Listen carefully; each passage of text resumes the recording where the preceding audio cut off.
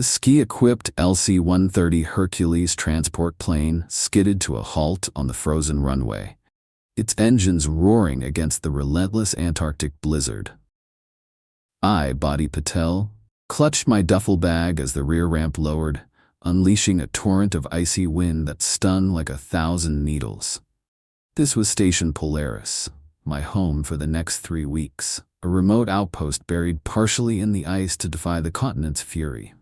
The polar night had already descended, plunging the world into months of endless darkness, broken only by the faint, ethereal glow of the aurora australis dancing overhead like spectral flames. Carter Banks, the outgoing systems engineer, met me at the base of the ramp. His face was gaunt, eyes hollowed by shadows that seemed deeper than mere exhaustion. He thrust a crumpled sheet of paper into my gloved hand without a word, his fingers trembling despite the thermal layers. "Follow these exactly," he muttered, his voice barely audible over the howling gale. I tried to ask about the handover, standard protocols, any ongoing issues, but he shook his head violently. "No time. Just survive." He bolted toward the plane, his boots crunching through fresh snowdrifts, not even glancing back as the ramp closed and the Hercules taxied away, its red lights swallowed by the storm. Alone now, I trudged toward the station's entrance, a reinforced hatch protruding from a mound of snow like a submarine's conning tower.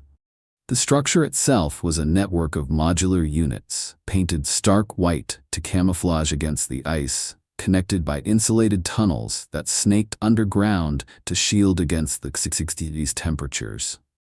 Geothermal heaters hummed faintly beneath my feet, drawing warmth from deep vents in the Earth's crust.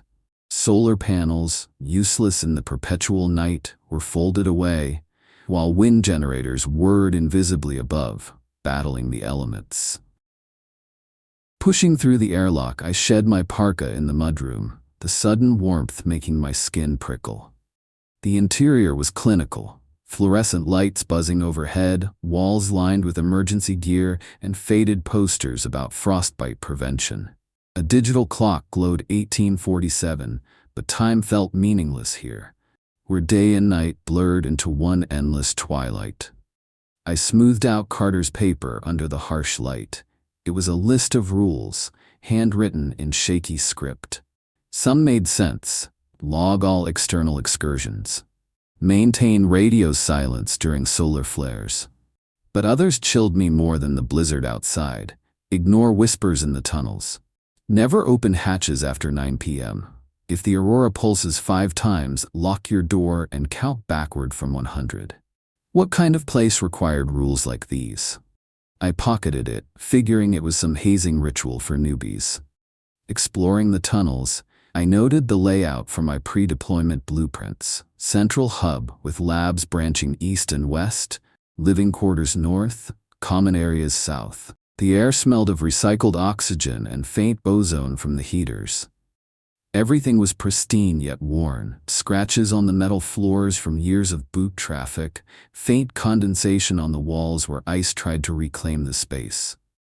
That first night, after stowing my gear in a cramped bunk room, I lay awake, the station's hum lulling me like a mechanical heartbeat. Around 22:15 it started, faint whispers echoing through the tunnels outside my door. Not wind, too articulate like muffled conversations in a language just beyond comprehension. I sat up, heart pounding, pressing my ear to the wall. "Bodie, come closer." My name? Impossible. I hadn't told anyone my preferred nickname yet. Official docs listed me as Bavin. Shaking it off as auditory hallucination, common in isolation, per the psych eval, I checked the vents. Nothing. The whispers faded by midnight, leaving only the aurora's green shimmer through my porthole window, pulsing erratically like a living entity. Morning, if you could call it that, brought a routine check of systems. Geothermal pumps were nominal, but I noticed anomalies in the logs. Vague entries from Carter, all normal, repeated ad nauseum. No specifics. Unease gnawed at me as I headed to the common room for coffee. The tunnels feeling narrower, the whispers echo lingering in my mind. The common room was a hub of forced normalcy, with mismatched couches, a galley kitchen stocked with freeze-dried meals, and shelves of dog-eared books and games to combat cabin fever. The crew was already gathered, sipping synthetic coffee under the glow of LED panels simulating daylight. Kelly Boyd, the station coordinator, spotted me first. Her auburn hair was tied back efficiently, green eyes bright but edged with something unreadable. She extended a hand, her grip firm yet clammy. "Bodie, right? Welcome to Polaris. I'm Kelly. Let's get you oriented before the next storm hits." She introduced the others with rehearsed efficiency. Wesley Schmidt, the meteorologist, was a wiry man in his 40s, thick glasses magnifying his darting eyes. He nodded curtly, checking his wristwatch twice in 10 seconds. "Punctuality is key here," he said with a faint German accent, his palms sweaty as we shook.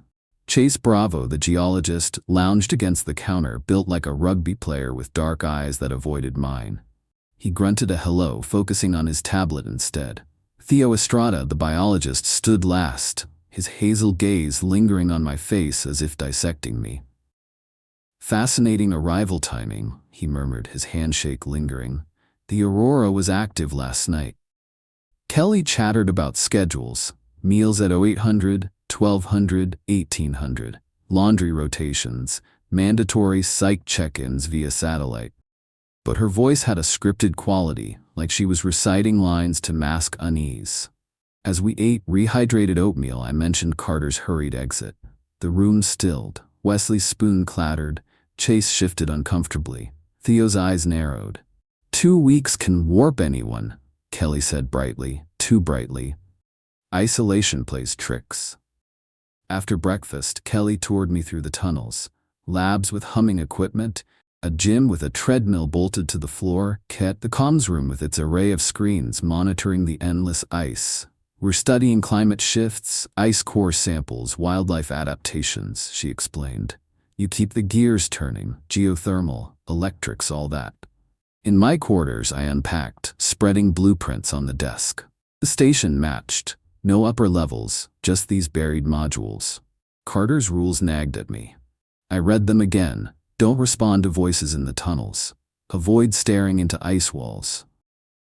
If symbols appear on frost, erase immediately.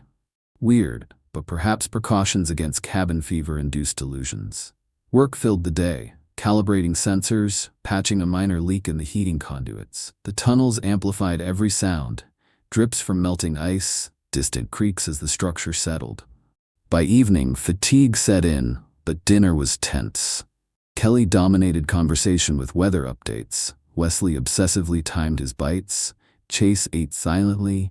Theo watched me like a specimen. Excusing myself early, I returned to my room. At 21:30, the whispers resumed, clearer now. "Bodie, the ice remembers." I froze, rationalizing it as wind through microcracks. But Rule 1 blazed in my mind. Ignore them.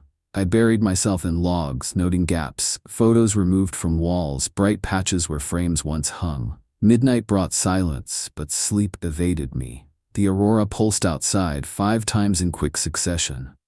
Heart racing, I locked the door, counting backward from 100 as instructed. The whispers didn't return, but a chill seeped through the walls, unnatural and probing. Next morning, I confronted Kelly privately in the comms room. "What's with the rules?" Carter seemed terrified. She touched her silver pendant, a stylized aurora knot. "Just guidelines for safety. The cold can distort things." Her eyes flicked to the window, where frost etched faint patterns. Unease deepened as I worked. Theo pulled me aside in the lab corridor. "The rules aren't arbitrary. Follow them, or..." He trailed off, glancing at the ice-encased walls. "Just watch the aurora tonight."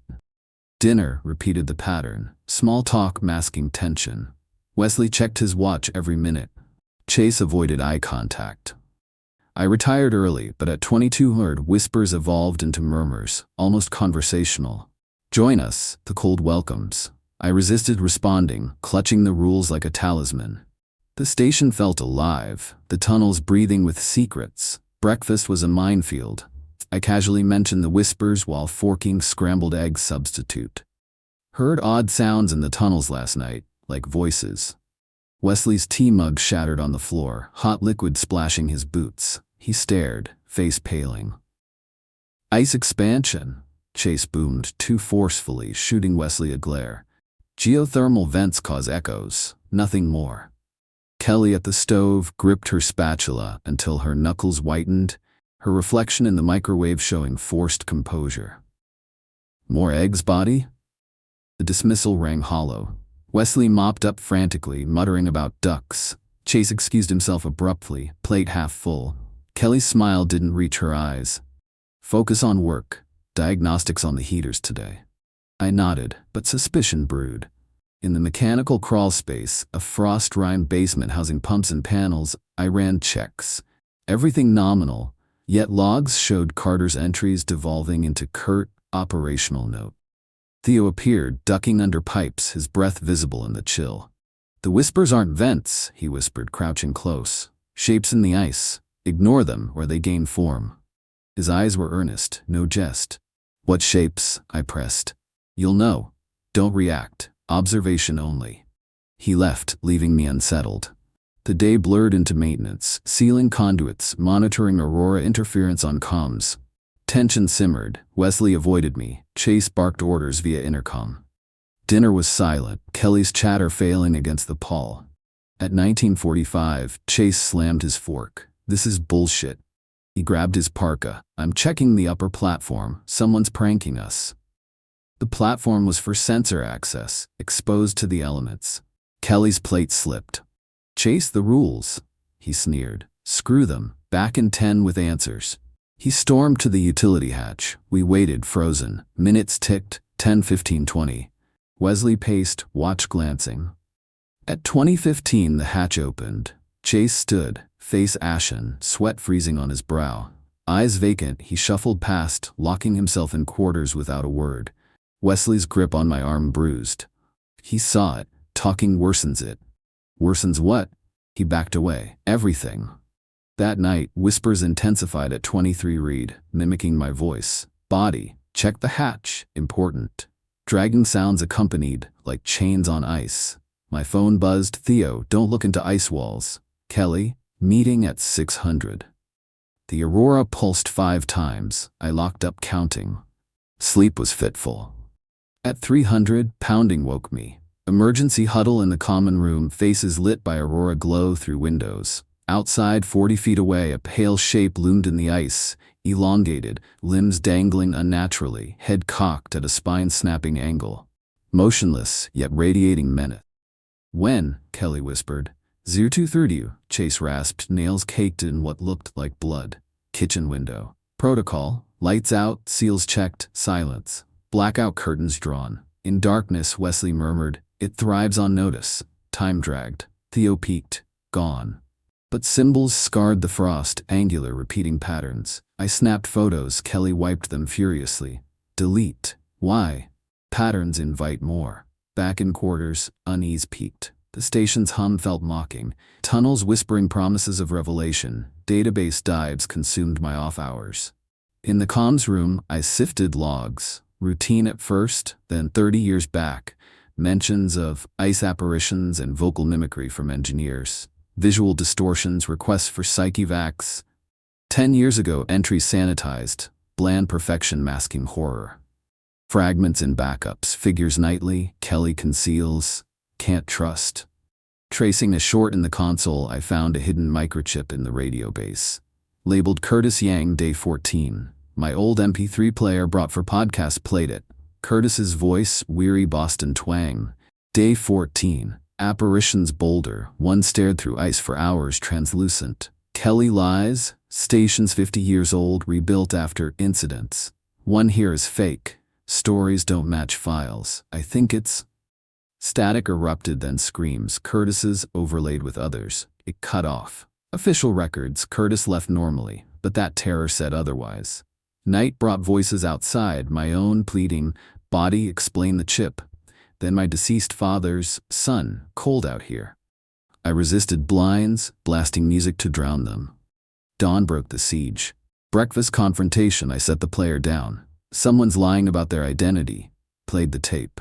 Chaos. Wesley lunged. Case grabbed it. Kelly smashed it. This divides us, she hissed. Theo and Chase exchanged loaded looks. I tailed Theo to his lab, supposedly for Antarctic microbes. He unlocked a cabinet, photos of ice figures, twisted ex-humans, tapes from decades, notebooks of theories, a battery-sized device wired intricately. Receiver, Theo explained. They communicate voices, symbols. Station binds them, creates more. Lights died, red emergencies flickered. Wesley in the door, revolver steady. Sacrifices sustain it, one engineer per cycle. Kelly and Chase flanked him, unprotesting. Guardians. Kelly said coldly, prevent worse, unleashed entities devouring all.